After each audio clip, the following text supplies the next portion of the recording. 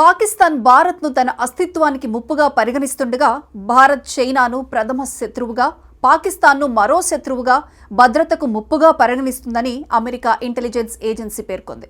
2025లో ప్రపంచానికి ముప్పుగా పరిగణిస్తున్న అంశాలపై America defence intelligence agency ఓ నివేదిక రూపొందించింది. భారత ప్రధాని నరేంద్ర మోదీ రక్షణ రంగానికి ఇస్తున్న ప్రాధాన్యతతో ప్రపంచ నాయకుడిగా అవతరిస్తున్నారని, చైనాను ఎదుర్కొనే దృష్టితో భారత్ను బలమైన సైనిక శక్తిగా రూపొందించడంపై దృష్టి పెట్టారని ఈ నివేదికలో ప్రత్యేకంగా ప్రస్తావించారు. భారతదేశం చైనాను ప్రధాన శత్రువుగా చూస్తూనే పాకిస్తాన్ను తక్షణ భద్రతా సమస్యగా పరిగణిస్తుందని, ముఖ్యంగా మేలో భారత్ పాక్ సైన్యాలు పరస్పరం దాడులకు దిగిన తరువాత ఈ భావన పెరిగిందని నివేదికలో పేర్కొన్నారు. ఇక చైనా తన సైనిక శక్తిని వేగంగా ఆధునీకరిస్తోందని, తైవాన్ను ఆక్రమించే ప్రయత్నాల్లో భాగంగా మిలిటరీ సామర్థ్యాన్ని పెంచుకుంటోందని అమెరికా నివేదిక వెల్లడించింది. వరల్డ్ వైడ్ థ్రెట్ అసెస్మెంట్ అనే పేరుతో అగ్రరాజ్య రక్షణ నిఘా సంస్థ ఈ నివేదికను విడుదల చేసింది. ఇందులో భారత్కు పొరుగు దేశాలతో ఉన్న ముప్పు అంచనాలను కూడా వెల్లడించింది. 2020 నాటికి చైనా వద్ద కనీసం 1000 అణ్వాయుధాలు ఉంటాయని అంచనా వేసింది. చైనాను భారత్ ప్రధాన శత్రువుగా భావిస్తోంది. అందుకు తగ్గట్టే భారత్ రక్షణపరమైన నిర్ణయాలు తీసుకుంటున్న విషయాలను వెల్లడించింది. బీజింగ్ను ఎదుర్కోవడం కోసం తన సైనిక బలం పెంచుకోవడంపై దృష్టి సారిస్తోంది.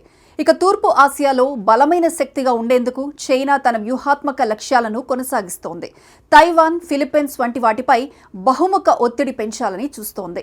వాణిజ్యం, దౌత్యం, భద్రతా పరంగా అమెరికా ప్రపంచ నాయకత్వాన్ని సవాల్ చేస్తోందని అమెరికా ఇంటెలిజెన్స్ నివేదిక వెల్లడించింది. ఇందులో చైనా ఆయుధ సంపత్తి గురించి కూడా అగ్రరాజ్య రక్షణ నిఘా సంస్థ ప్రస్తావించింది. 2025లో తమ మిలిటరీ బడ్జెట్ను 5.2% పెంచి $247 బిలియన్ కేటాయిస్తున్నట్లు చైనా ప్రకటించింది. కానీ రక్షణ రంగంపై బీజింగ్ చేస్తున్న ఖర్చు ఇంతకంటే ఎక్కువగానే ఉండే అవకాశం ఉంది. గతేడాది ఈ దేశం అనధికారికంగా దాదాపు $304 నుండి $377 బిలియన్ ఖర్చు చేసినట్లు అంచనా వేసింది.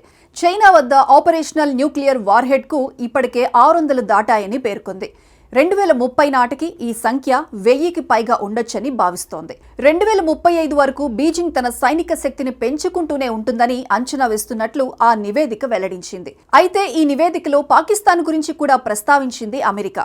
జమ్మూ కాశ్మీర్లోని పహల్గామ్లో టెర్రరిస్టుల దాడితో భారత్ నిర్వహించిన ఆపరేషన్ సింధూర్తో పాక్లోని టెర్రరిస్టు మౌలిక సదుపాయాలపై దాడులు మే 7 నుంచి మే 10 వరకు 2 సైన్యాల డ్రోన్లు, క్షిపణులు, మందుగుండు సామాగ్రితో దాడులకు పాల్పడడం, మే 10న కాల్పుల విరమణకు అంగీకరించిన అంశాలను అమెరికా డిఫెన్స్ ఇంటెలిజెన్స్ ఏజెన్సీ నివేదికలో సమగ్రంగా వివరించింది.